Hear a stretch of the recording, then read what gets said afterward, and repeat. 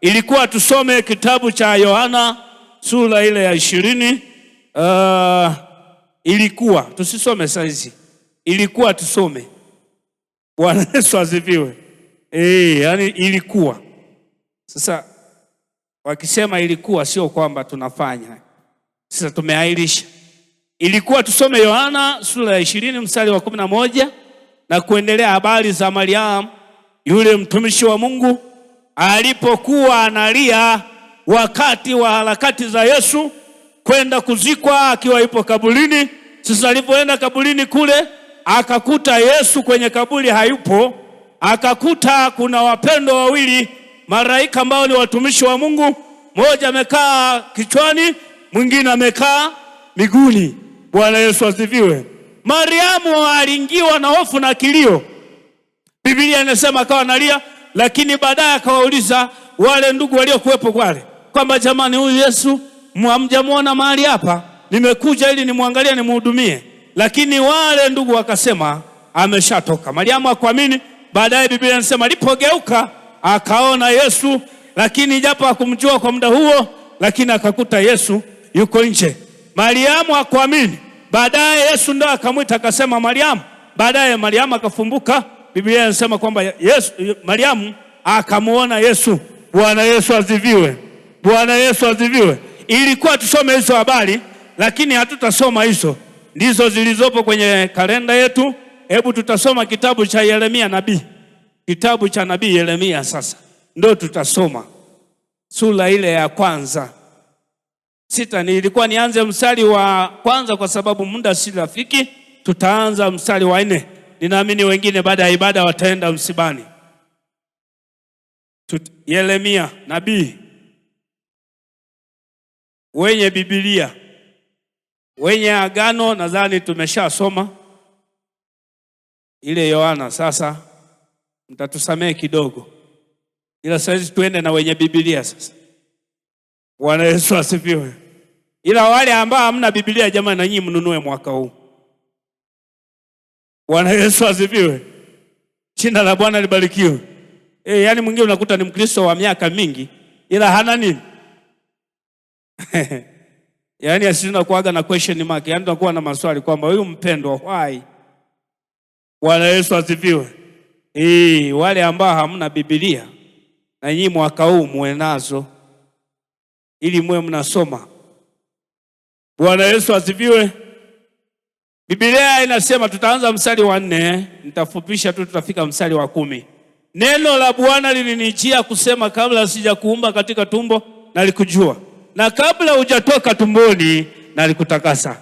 Nimekuweka kuwa nabii wa mataifa. Ndipo niliposema, Bwana Mungu, tazama siwezi kusema, maana mimi ni mtoto. Lakini Bwana akaniambia, usiseme mimi ni mtoto, maana utakwenda kwa kila mtu nitakaye kutuma kwake, nawe utasema kila neno nitakalo kuamuru. Usiogope kwa sababu ya hao, maana mimi nipo pamoja nawe nikiokoa, yasema Bwana. Ndipo Bwana akaunyosha mkono wake akanigusa kinywa changu. Bwana akaniambia, tazama nimetia maneno yangu kinywani mwako. Angalia, nimekuweka leo juu ya mataifa na juu ya falme, ili kung'oa na kubomoa na kuharibu na kuangamiza, ili kujenga na kupanda. Bwana Yesu asifiwe. Jina la Bwana libarikiwe. Haleluya.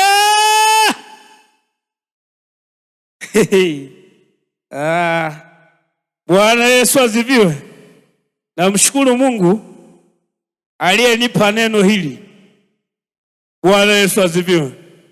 La watu kujitetea kufanya kazi ya Mungu. Mchungaji, na mimi Mungu anisamehe, nilianza kujitetea kwamba baba sijawahi fika, nilifika muda chia itanipotea. Lakini watumishi wa Mungu wakakaza, wakasema, wewe si ni mtumishi wa Mungu, ibabu naenda huendi? Nikasema nitaenda. Bwana Yesu asifiwe. Jina la Bwana libarikiwe. Jina la Bwana libarikiwe. Jina la Bwana libarikiwe. Kumbe sikuanzia mimi tu, kumbe Yeremia naye alijitetea. Bwana Yesu asifiwe. Biblia inazungumza habari za mtumishi wa Mungu Yeremia.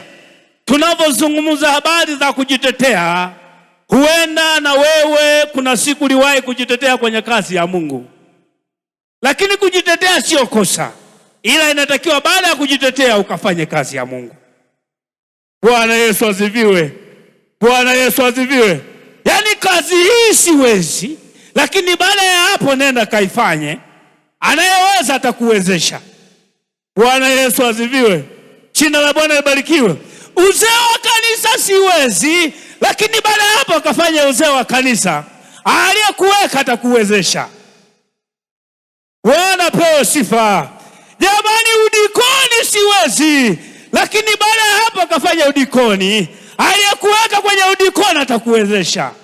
Jamani, kuimba siwezi, lakini baada ya hapo kaimbe.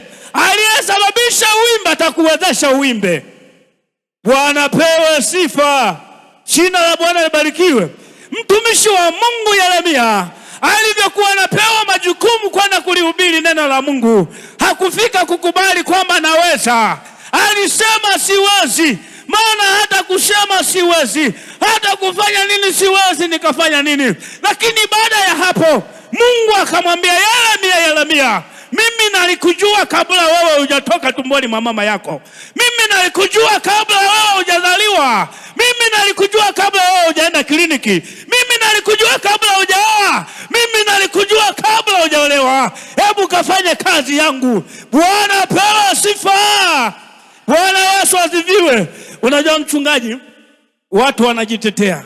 Nasema watu tunajitetea kwa kutoyafahamu maandiko.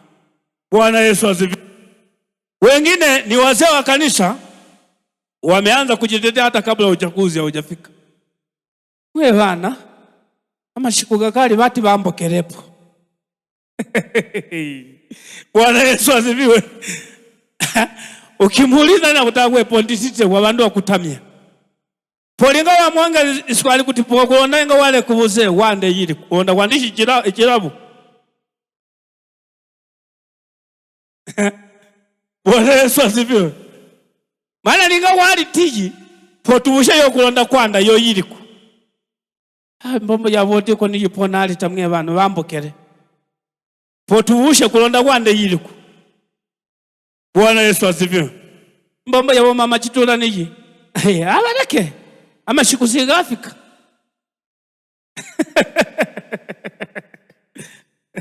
Bwana pewe sifa. Bwana Yesu asifiwe. Jina la Bwana libarikiwe.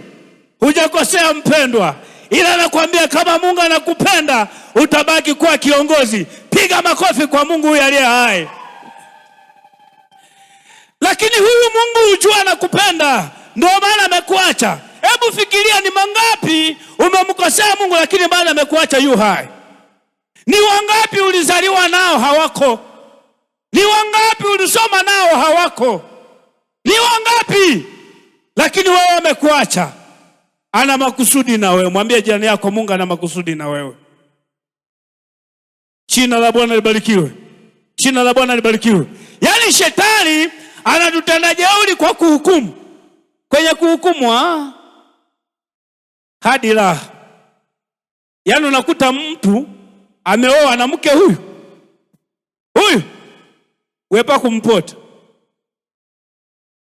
huyu, ila hiyo ngo wa mwanga pachijiwe kwa muhwiro mchungaji wali na bandu 100 na mchungaji murongo shibwake utungubuka kani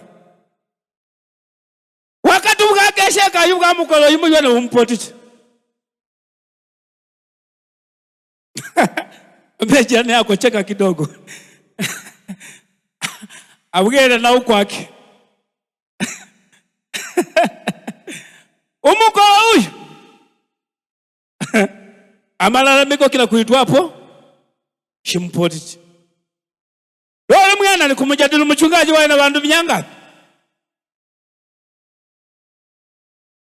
Bwana Yesu asifiwe. Amen. Biblia yangu nikisoma inasema usihukumu usije hukumiwa.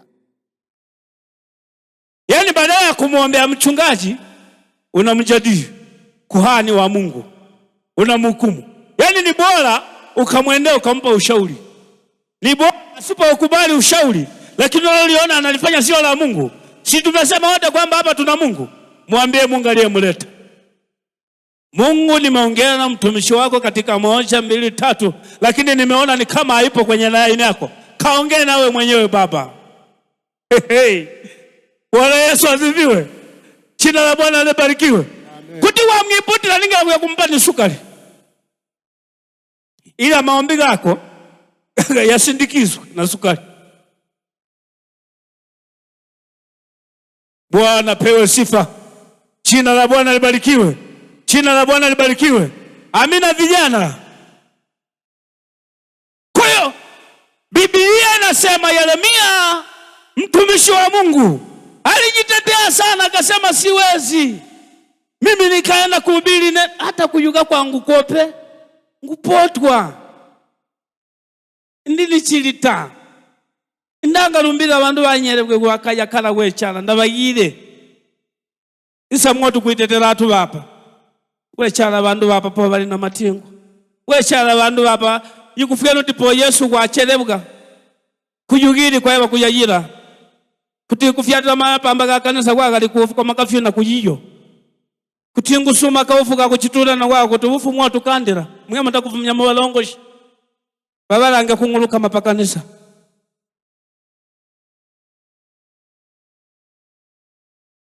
Wanapewe sifa. Haleluya. Ulikuilumbusha samwe Yeremia kilumbusha wechala ndabagire wepa abo mama wakutamya cyara uchala kuti kalumbirire ngomenye ngokali kupape bwangamanya kuti tukawe mulongoshi. Jina la Bwana libarikiwe. Jamani, niseme nisiseme?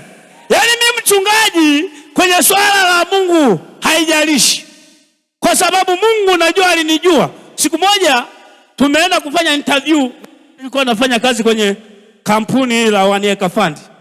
Tukaenda kufanya kwenye kijiji changu, tulienda watu 38. Inatakiwa wapatikane watu 2 wakasomea masuala ya bwana shamba ili waingie, mmoja wapo ndo awe mtumishi wa kampuni. Watu 30 ngapi? Kabla hatujaenda kwenye interview nikasema, Mungu, mimi kabla sijazaliwa ulinijua. Ulinifahamu, na kwenye interview kwa wale 38 nene wa 39 nguya. Na ya nguvuka watu wa bandu vingi nakapa office pa tutanga kukesha ngutanda kugeshira Mungu ataniwezesha. Bwana Yesu asifiwe. Yaani usifanye mambo ili ujue Mungu yupo. Usisimuliwe. Yaani kuna vitu uvifanya na Mungu ajibu ukawaambia mataifa. Bwana pewe sifa. Tukafanya interview wakasema tunataka tuondoke na majina 5 katika watu 30 ngapi? Wombi interview hiyo kuanza saa 2 mpaka saa 8 tukwayula ni chakulia wataka tupige. Yakabaki majina mangapi? 5. Nataka nikwambie, unapofanya kazi ya Mungu fanya wewe kama manyutu ukito unena afumiesha ukitatafumiesha kwani welenga atafumia kubarikiwa wewe yuyo. Mbona mwoyura Afrika utaka tu, mbona unaenda Afrika? Kwamba na ndo mwakandira kufika charo na uonde kiteshi. Bwana Yesu asifiwe. Bwana Yesu asifiwe. Leo tuliowakuta hapa mchungaji ndo watakaotoa yote wayaga tunaenda kuwakilisha. Haijalishi wao walikumbungo, tuliopo tutatoa ili tubarikiwe. Nao watakuja kutoa kwa muda wao, nao watapata baraka. Bwana pewe sifa. Haleluya. Katika watu 35 nikakuta kwenye 5 jina langu na milimo. Na mimi nijabuke ndaga. Wakakaa wiki walikuchakatana kwa kuko. Wiki ya kwanza, wiki ya pili, wiki ya 3. Nikakuta majina wanasema yanarudi. Mtendaji ananipigia wa kijiji, mje watu 2 mnahitajika na watumishi wa One Acre Fund ofisini. Tunaenda. Watu nyinyi mnatakiwa mkasome Teku pale Mbeya. Miezi hii 3. Bwana Yesu asifiwe. Na mimi nimo. Katika wale 2 tulioenda, mmoja wapo aliwahi pata tuzo ya wilaya. Wilaya ilimpa zawadi milioni 2 kwa ajili ya ukulima bora. Ndio mimi tumeenda naye, mimi sijawahi pata hata tuzo ya kitongoji. Yaani wilaya serikali ilimpa